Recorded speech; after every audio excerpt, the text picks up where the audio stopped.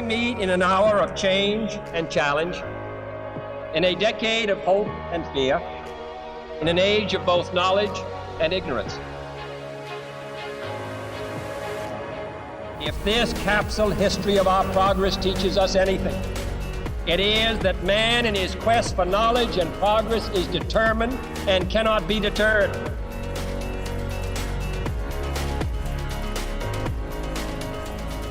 Because that goal will serve to organize and measure the best of our energies and skills. Because that challenge is one that we're willing to accept, one we are unwilling to postpone, and one we intend to win.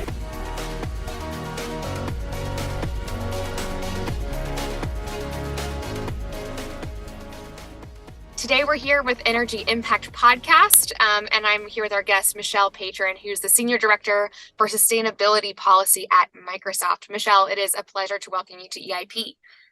It's great to be here. Excellent. Well, I'm super excited to get to know more about your really impressive background in policy and really shaping a lot of how the private sector and the public sectors can work together to achieve climate goals. And a lot of the really, really fascinating work you've been doing, bringing in even new and advanced technologies to solve some of the solution or challenges that the private sector has seen in terms of decarbonization. But before we get into all of that, I'd love to just give you a platform to introduce yourself to our audience and kind of go back to the beginning as to what really sparked your interests in policy and in sustainability. Great. Well, once again, it really is a joy to be here.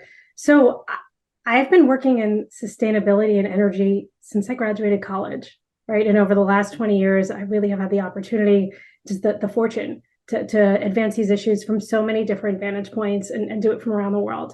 So worked in a number of roles in government, a number of roles in the private sector and in civil society. And when I think back of what really motivated me to get started into this career path, I think of two important catalysts, and both of them were during college. The first was that I studied abroad in Latin America, and I studied in a country of Chile. It's in the southern cone of South America. It's this skinny country, but it really spans from well up in the north in the desert to the tip of the continent. And I was struck just by how the natural resources and the environment of Chile, whether it was its forests or its rivers, were so braided with the history and the economy. Mm-hmm. And I came back to my senior year of college and said, okay, this is something I really want to pursue. Which brings me to the second catalyst, which was the time at which I studied. Mm-hmm. And I studied in the 1990s when there was so much hope and opportunity about countries coming together to solve these big environmental problems. So I took a class on global environmental law, and we studied about the UN Framework Convention on climate change that had happened a few years earlier, and the Kyoto Protocol that was being decided about how to ratchet accountability across governments. We also kind of studied about how countries came together to solve the ozone problem. And so I said, you know what, this is a career for me. And so I set about doing that. And I'm really fortunate that I've had the chance to do it for the last 20 years. No, that's fantastic. And I know we can always say, looking back, 30 years ago, how far we've come, but also how far we haven't come. So, I mean, before we kind of move on from, that super optimistic and excited, kind of sense that you just described from when you were, studying in Chile, and then you got exposed to really the whole world kind of coming together around a new topic, right? Kind of newly understood, from the technical and science community, but also to politicians. What was that like in terms of, how did you find your path, and how did you decide, that you wanted to kind of go down this kind of more international affairs route? Was it the energy challenges? Was it the kind of the natural, environments you're exposed to in Chile? How did you decide how you were going to carve a pathway in what seemed to at the time a really new kind of future? Well, no career path is linear. And even though mine has always been in sustainability and energy, it's definitely not linear. So I left college and I went to go work for an NGO that was focused on environmental law. And it was really focused, and we were focused on trying to improve the record of the World Bank and to create institutions that would review policies through an environmental lens, review projects through the environmental lens, and hold some of these financial institutions accountable for these big projects. Well, it quickly became apparent that almost all of these projects were energy projects, right? So I said, okay, this is where it is. This is this intersection between the environment and the economy. And so I actually went back to graduate school, and I studied international relations with a focus in energy policy and also with economics. During my time in graduate school, I interned at the International Energy Agency, so had a chance to help collect data and do research on different countries and different trends. So that's where that piece in energy, I made that pivot to energy. After I left graduate school, I went right into work for the U.S. Department of Energy. So I worked in the Office of Policy and International Affairs. I worked under 2 secretaries and 2 different administrations. And my role was to help advance clean energy cooperation, energy security through different bilateral agreements and different programs. And then the Department of Energy has a number of different offices around the world and embassies. And so I just went to open the DOE office and be the energy attaché in our embassy in Beijing. And so represent the different program offices of DOE in China. It was the Energy and Renewables Office at the time, ERE, Nuclear Energy Office, just so that we, had a representation there. And then I actually left government for about 10 years, and I focused on energy markets and how to price risk, how to help customers and companies around the world be able to make both short-term and long-term planning about different political events, different regulatory events, and how to adjust their strategies. So both commodity market research and consulting. And then I went back into the government. And that's when, I was at the White House and National Security Council leading the energy and climate work that was happening in the lead up to the Paris Agreement. And that's what brought me to Microsoft. So 7 years ago, bringing that government experience, that sustainability experience to work for a large global company like Microsoft, a technology company, and helping craft the sustainability strategy there and building out the policy muscle and the policy function when it comes to energy and environmental issues. Fantastic. So yeah, definitely not a linear career path at all, but also one that, I think is obviously incredibly impressive, but really, I assume has set you up for really well for the current role, having all that experience early on in multiple administrations under the Department of Energy, or multiple secretaries in the Department of Energy, having the international experience with, one of the largest economies in the world, to look at not just the United States perspective, but also, global perspective, the IEA. And then, just really getting into it on the private sector side and fully understanding, that whole perspective as well before you went back into the NSC and then ultimately to Microsoft. So, I'm really curious if you could talk to us about your role at Microsoft, and really how you kind of leveraged that background to define, what sustainability policy means at Microsoft, and how you kind of taken up that charge to be very transformative. Yeah, so my role is the Senior Director of Global Sustainability at Microsoft. And what that entails is working with a global team, both in Seattle, where we're headquartered, and around the world, to track a number of different policies and regulations that impact our business and that impact our ability to achieve our sustainability goals, to be able to develop advocacy strategies and engagement strategies with different governments around the world. And then to plug into the different global and international fora that are driving progress in those issues. To bring it to life and give you a few examples.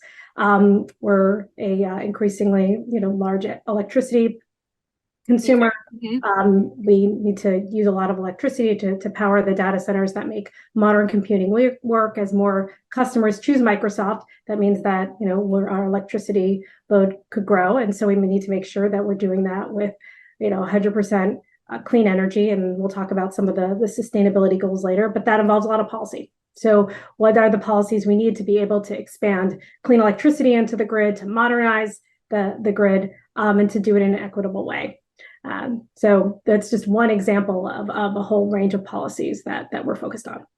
Fantastic. So, do you personally work for the whole global team, or are you more focus on one geography or another? And then if the latter, I'd love to understand how you kind of think about, those big challenges and solution spaces that the company has, and how you kind of look across all of your operations to ensure that you're kind of streamlining what you're doing across, for the priorities of the company across all of these jurisdictions.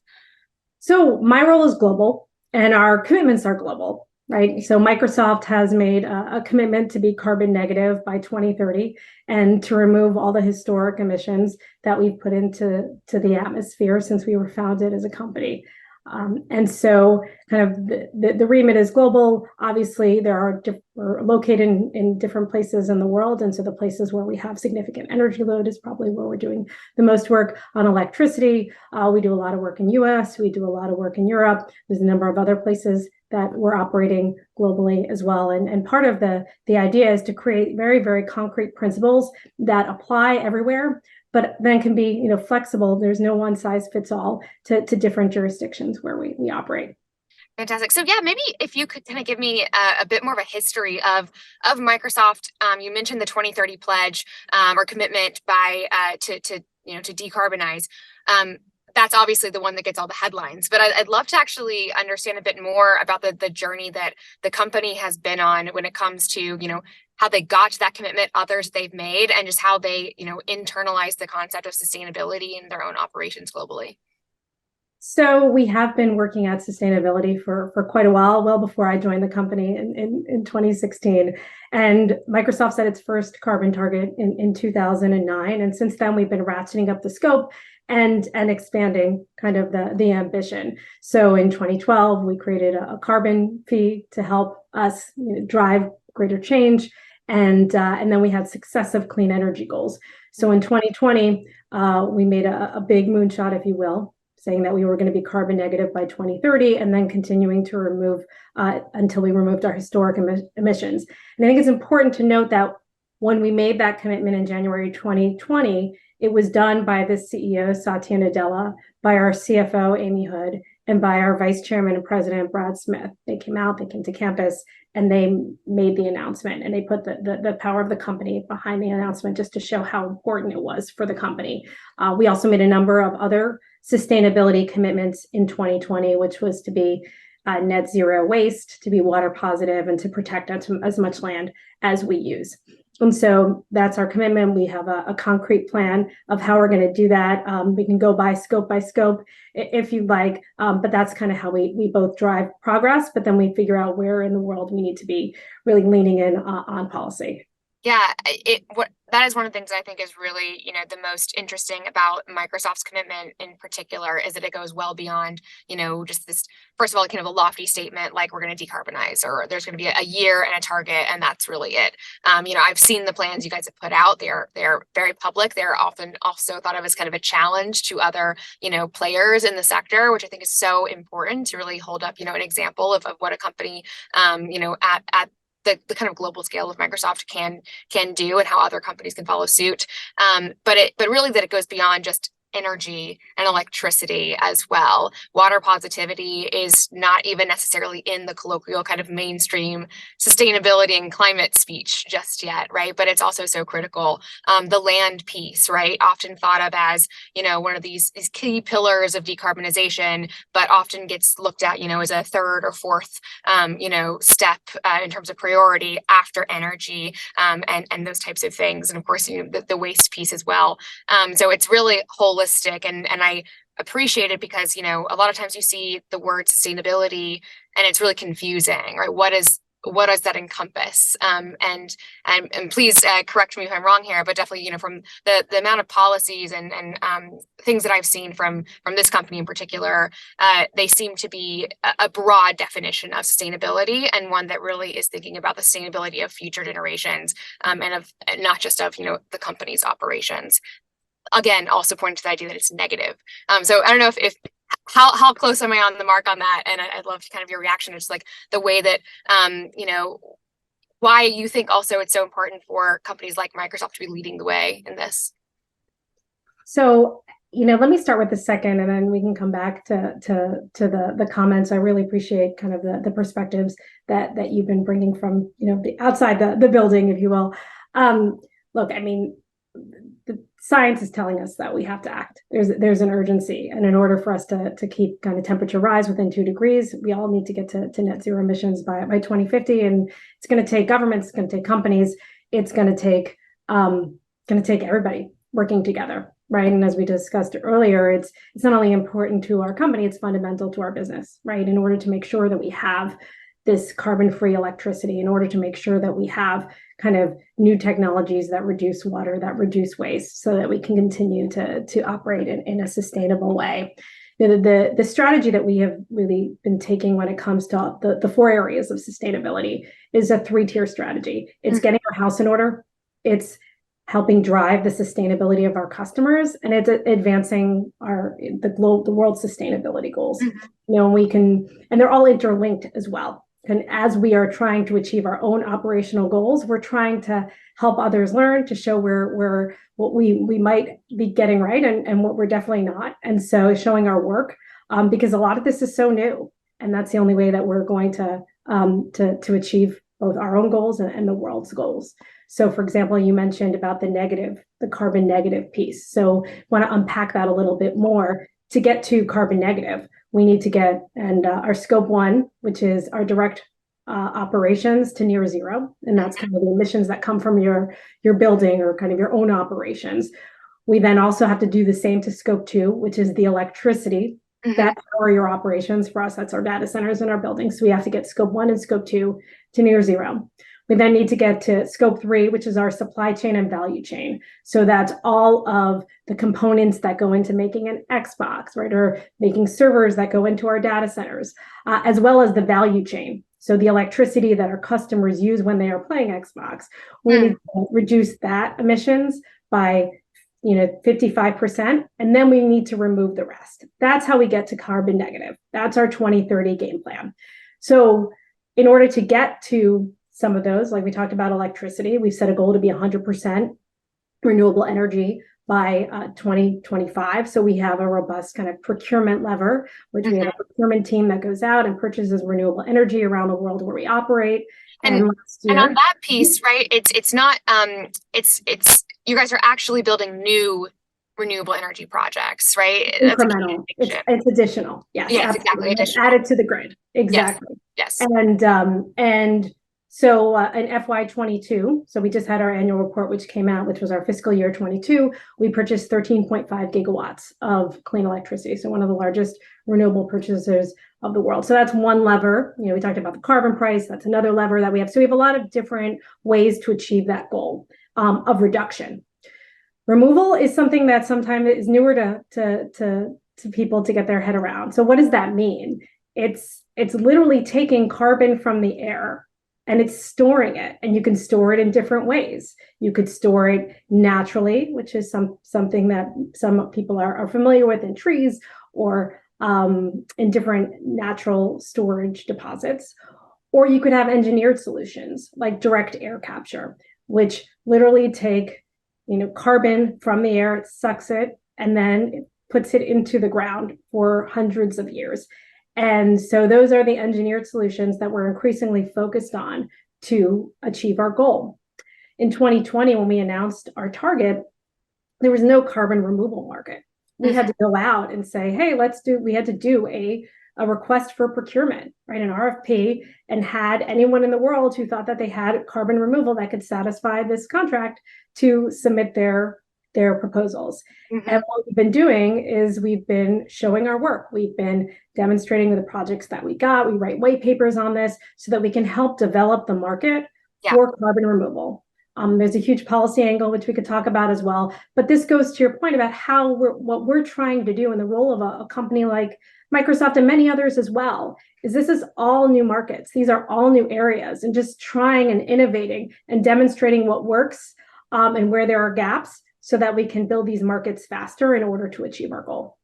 Yeah, I mean, what's really just so interesting, and I imagine from your perspective as well, coming from being inside government, right, is oftentimes when you have kind of this gap, government often steps in to set policy that incentivizes companies to then say, okay, now I need to go get carbon negative solutions. And then you kind of have the private sector solution come from that. But in this case, there have absolutely been a lot of government investment in CCUS and various types of technologies, but these are still, at the earlier R&D stages.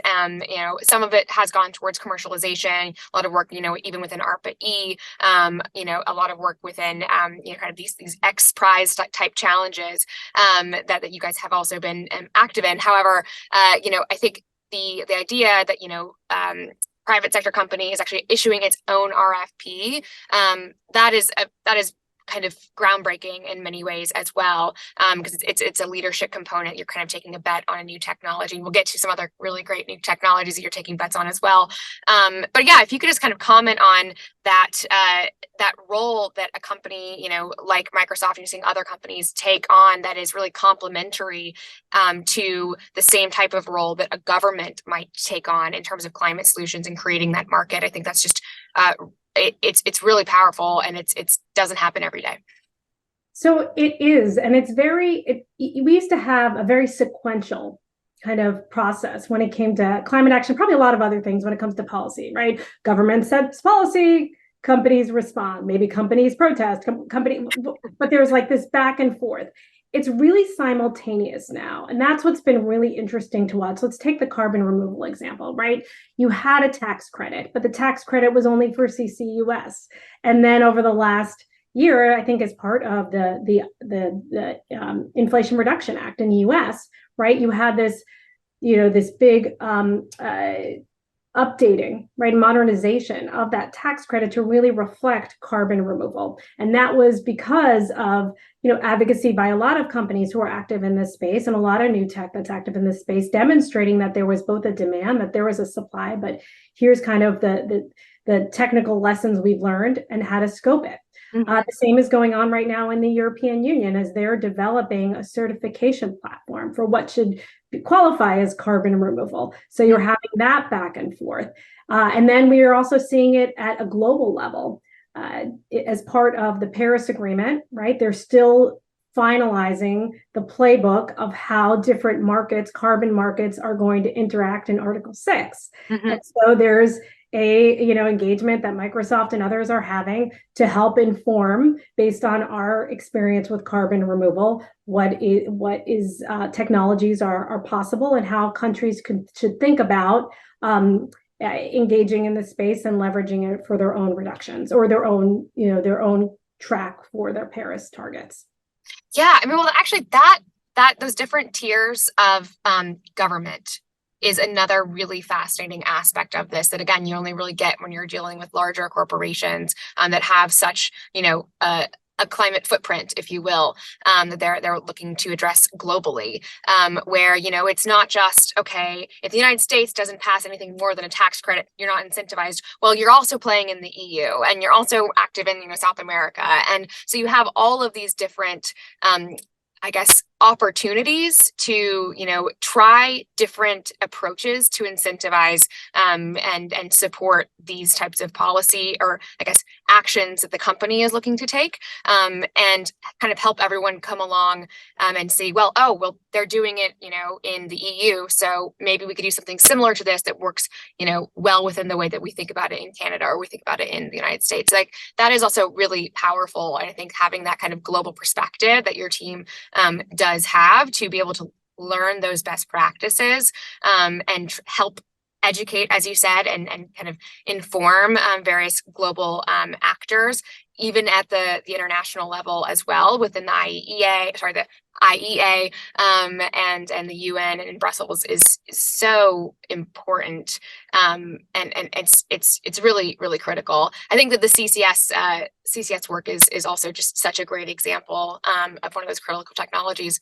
But I'd love to actually, if you don't mind, also talk about some other really great technologies that Microsoft has started exploring and actually investing in for the future, specifically around new energy technologies. So recently, I guess in the past month, your team was involved in signing a power purchase agreement with a fusion technology company. Could you tell us more about that and Microsoft's vision for how nuclear power could help address some of the global challenges that you're looking at in terms of decarbonization? Absolutely. So in order to achieve that, carbon-free electricity grid that we want, but also to expand, right, the clean energy that's on the grid for all of the folks in the world. I mean, we have 800 million people in the world who still don't have access to electricity. We really need to do everything, right? And when we think about Microsoft, what are the levers of change that we have? We have a $1 billion innovation fund, and we're investing in a lot of different technologies to be able to get them from lab to market. We also have our procurement lever to be able to accelerate innovation and development in a number of next generation technologies. So last month, we announced an agreement with Helion to purchase 50 megawatts of nuclear fusion. Alongside of that agreement, we've also built a geothermal plant on our campus. We've also been piloting hydrogen fuel cells for our data center. We have long duration storage on our data centers because it's going to take that diverse energy mix in order to kind of achieve the carbon-free grid and to expand electricity in the way that Microsoft needs, in the way that our customers need, and in a way that the world needs. This comes to me through the policy lens. Right? And it goes back to those three areas of policy priorities for us. So what are the policies that we need to have a diverse mix, right? That can both be resilient, can be flexible, reliable, and clean. The second is, how do we update and improve the grid infrastructure, right? So that we're able to deliver this electricity, and how do we do it in an equitable way? Yes. So sticking on some of those newer technologies, right? Geothermal, very place-based in terms of, where it can support, but obviously global operation. So there are certain countries where you're going to have much better geothermal assets than others, and investing in that makes complete sense. Fusion technology that many people have been thinking is decades away, but there are companies in the private sector that have taken various different approaches and then kind of the typical tomahawk technology that are really exciting. And I know some of the people there, so I'm very excited to see the PPA announcement there. And I think, from the traditional like geothermal to kind of the more future looking tech like fusion, the scope is really broad, because to scope one emissions alone, right? Microsoft has an immense energy footprint. Data centers are heavily energy intensive. They require, constant baseload power, thus those types of technologies, or batteries, supporting renewable technologies, and that's going to take. You can't just have one solution for all of those efforts. So it makes complete sense that you're kind of investing across the area, across the technology range, and then really diversifying that solution and ensuring that you're going to be able to make those commitments. So yeah, it's really exciting to hear. But I'd love to actually pick up a bit more on the grid, because I think in your definition, as you defined it earlier, that would be within the scope 2, or correct me if I'm wrong, or scope 3, but farther away from your own, right? You're kind of thinking about how the electricity is delivered to you and to the end user as well. So tell me, what is Microsoft thinking about in terms of grid infrastructure? That is a massive challenge, and I wouldn't expect a private sector company to be taking on something that big. Yeah, so electricity hits both our scope 2 and our scope 3. So when you think scope 2 is the electricity that powers our data center and in our buildings, or for any company, that's their kind of electricity for their direct operation. And then in scope 3, there's a lot of electricity as well, because it's what our suppliers need to make the semiconductors or the servers or the pieces of the Xbox that go into them, in addition to other industrial processes. And it's also what our customers use when they're playing Xbox. So there's a big chunk of our emissions do come from electricity, and this is why it's such a big focus for the company. And there's only so much we can do by ourselves, and our lot is really with the rest of the world when it comes to greening the grid and and infrastructure. Reflecting back on the last 20 years of working on this, what is interesting and optimistic for me about this space, besides climate and clean energy now being so mainstream, is that we're talking about transmission, right? When was the last time it was like talked about in such a forum the way that it has right now? And it's definitely front of mind. And so, and it's interconnection. It's all of the different pieces, because frankly, we really can't get the transition we want without that transmission.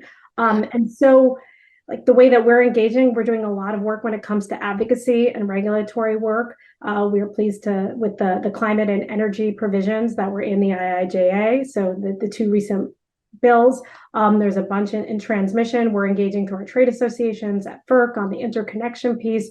We're doing engagements in different states as some of the transmission dockets come up. So that's kind of an important lever. We're also engaging on this issue in many other places where we operate. It's really been a front burner issue in Europe over the past few months. And what's interesting is just how much in many other countries, it really is such a high level issue that like the top policymakers get engaged and really to move the ball forward. And so seeing it finally be part of the political debate here in the United States and having a little bit of movement, but hopefully a lot more movement, is progress. And I think it's kind of where we'll be spending a lot of our time in the months ahead.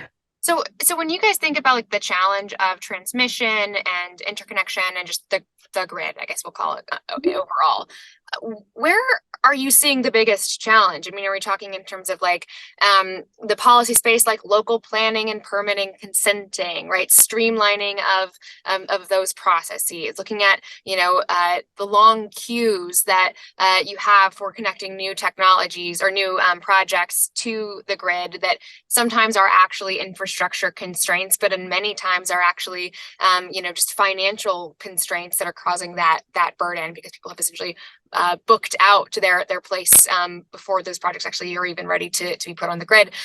Or is it just pure infrastructure? We need more capacity. Where are you guys kind of focusing your efforts? If there is kind of one area that certainly seems to be like the top priority in terms of the challenge that you would look to solve. So last year, we actually put out an electricity policy brief where we outlined kind of the different areas and unpacked this particular issue. And so in that area, we're focused on, prioritizing transmission planning and resourcing, accelerating kind of the interconnection and the permitting process, while also making sure we maintain the safeguards for environment and stakeholder engagement. So we have to figure a way that we accelerate this, but keep all of the considerations in the process.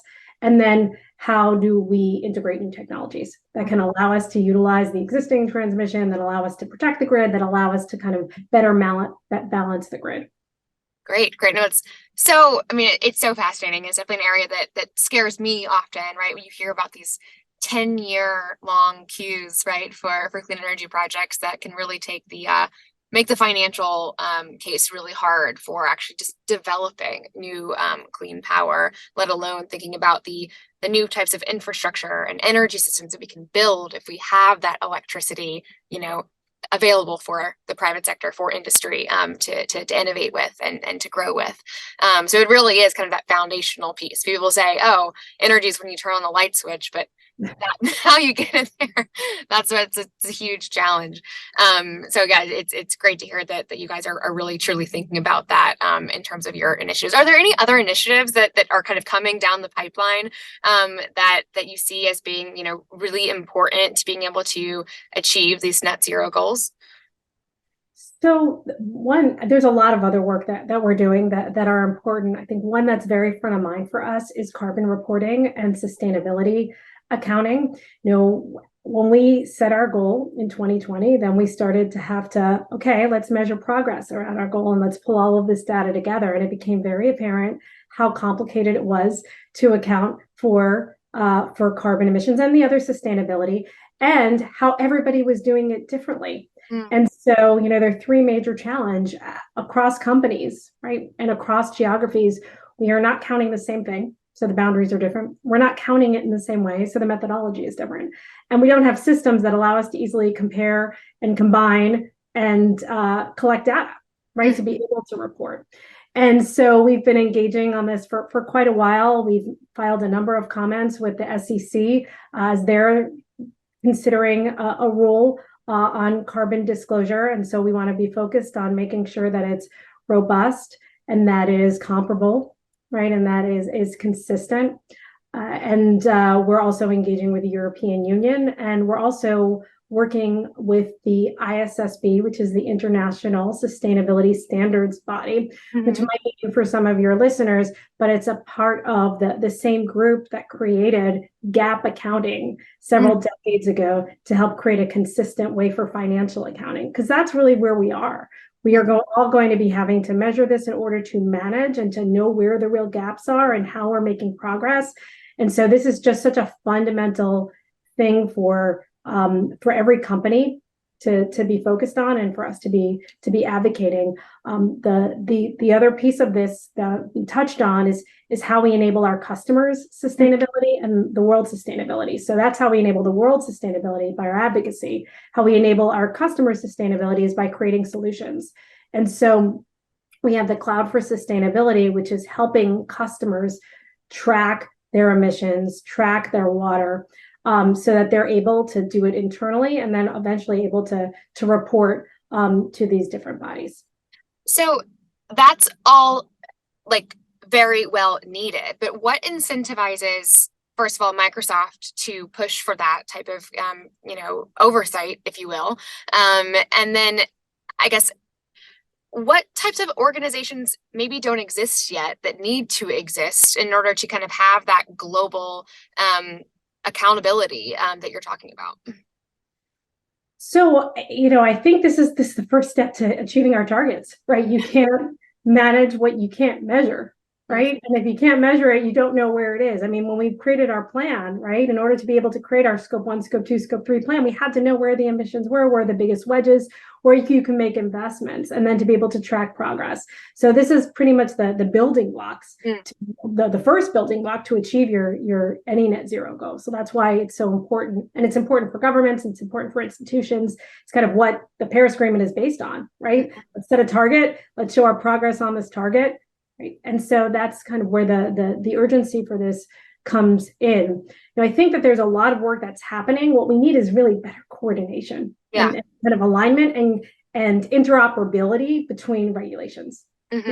You have the US that's developing theirs, you have Europe that's developing theirs. You could probably look, there's in Australia, Japan, India, China, all of the different countries have some slice of regulation here or development of methodology. So how do we get much more interoperability so we're really optimizing for reporting, and it's easier for companies, and it's kind of tied to what the environment is telling us.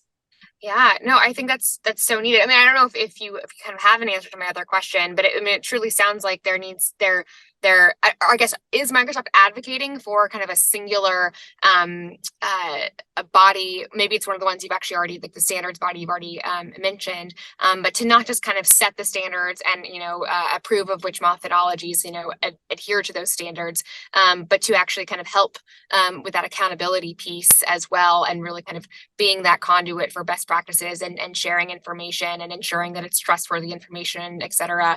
Kind of from that inspection piece as well. What are your thoughts on what that would look like if it exists now in some pieces, or if it's a new thing? So there's this ISSB that is creating a single methodology for countries to be able to snap to if they want. So that is in train. And I think right now what's happening is we do an annual report. We just released our sustainability report. We show our work. It's there for the public, and that's kind of the kind of accountability that we need. We're definitely held to account in the press and by our employees and by a lot of stakeholders, including our customers. And that makes us better at what we do. And I think that that's what this whole process is about, by kind of showing your numbers so that you can kind of not only report, but you can drive, greater change. Yeah, that's great. One of the things that we often like to talk to our guests about on this podcast is kind of like, their vision of the future. And one of the really cool things that I think we can get at with that question for you is that, Microsoft's vision of the future that we're talking about here, the dates that we're talking about, there's 2024 date, I think there's 2028 date, there's 2030 date, right? It is 2023. And so when we talk about the vision for the future that you personally have, that the company has, your team has, that's in in just a few months, in 7 months, and 7 months plus a few years. So I'd love to kind of get your perspective on how you think about sustainability in the future, how you think about the work that you're doing today and how it's going to help transform this technology sector, and kind of what those critical next steps are in the path towards achieving that future. Absolutely. So I think of this in two big buckets. I think the first is, and we touched them on, it's like if we are really going to make progress on the world's goals and on our own goal, we have to double down on the work that we're doing on our supply chain and on scope 3. So how do we really accelerate change? It's very hard because a lot of that is out of your direct control. But how do you incentivize? How can you work with the policy makers in the locations where your suppliers are located? How do you create more incentives for your suppliers? How do you demonstrate the work there? And there's a lot of work that needs to be done among the suppliers in the tech space. The second piece is, how do we use technology? How do we use technology to accelerate our sustainability goals? And this is probably the part of my job that I'm most excited about. Let me give you a few examples of partnerships that we have now.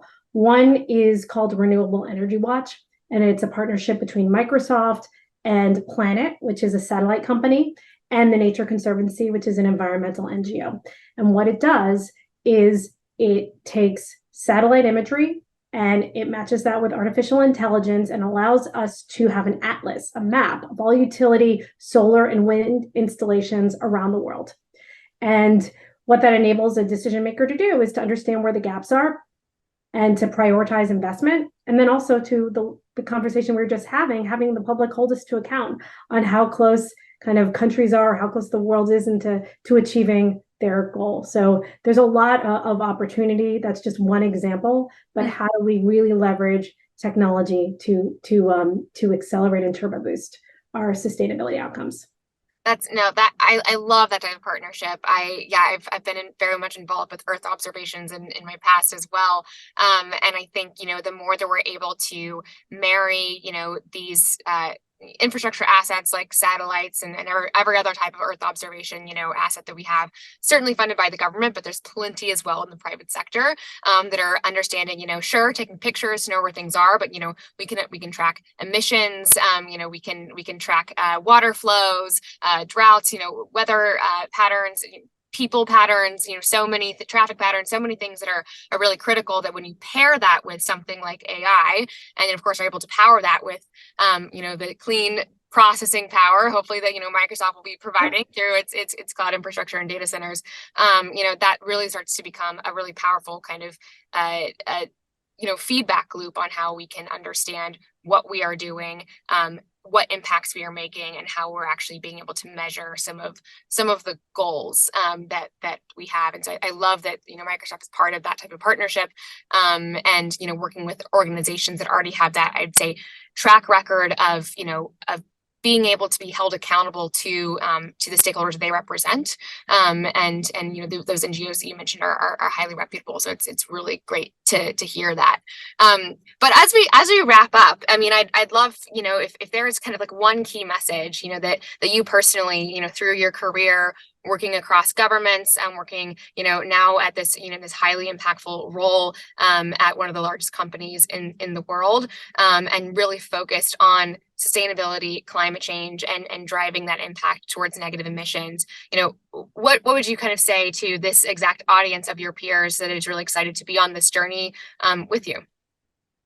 So 3 things. The first is, it's going to take every part of the organizations that you're a part of to drive change. You got to use all the tools in your toolbox. So if that's a government, that means procurement, that means using a tax code, the regulation. If you're a company, that means using the same thing, procurement, using your operations, how you build solutions for your customers. So it's going to take all of the tools.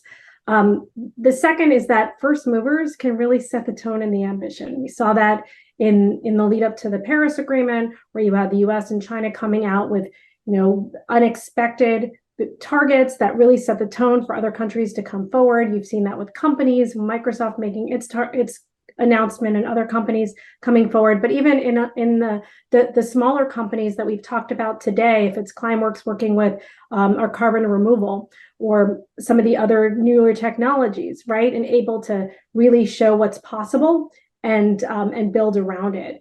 And then the third is that the time is now, right? The energy transition is happening. And it's really time for all of us to kind of roll up our sleeves and move it along as fast as we can. Well, fantastic. I love to hear that you're in delivery mode. That's exactly where I think we should all be as well. Well, thank you so much, Michelle. It's been a pleasure speaking with you. And I'm just so thrilled to have you on and share your message and your vision with everybody on energy impact. Thanks so much. Thank you. It's been a pleasure to be here. Our leadership in science and industry, our hopes for peace and security, our obligations to ourselves as well as others, all require us to make this effort, to solve these mysteries, to solve them for the good of all men and for the progress of all people.